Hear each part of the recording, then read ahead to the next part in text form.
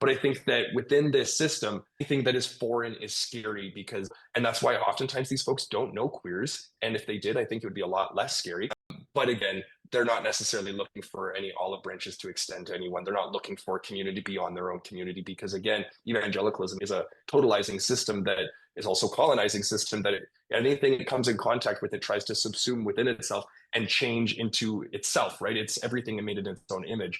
And so I think that it would be nice if they would explore otherness in an open and so curious way. But I think that they're allergic to difference. They're allergic to diversity, equity, and inclusion. All these things that are bad words, of course, now, particularly within the Trump administration and beyond. But a lot of these ideas and a lot of these fears are coming from and generated by the religious right, and they had been for years. And again, there's a history there. We're just now seeing really the really difficult fruits that a lot of us have to deal with because we're the ones who are under the microscope being queer, whether it be in regards to gender, sexuality, or otherwise. So I think that for them, there's the economic aspect, there always is with these folks. But then on top of that, I think there's very much this sort of worldview allergy to anything that's different. And I think that's in part why homosexuality and queerness in general is so scary. That's a really good point. I was thinking about that because last year I was reading through the Project 2025 playbook, the mandate for leadership and all that.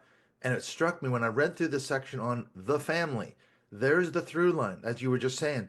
And I was raised in the Bill Gothard Fundamentalist Cult Institute and Basic Life Principles.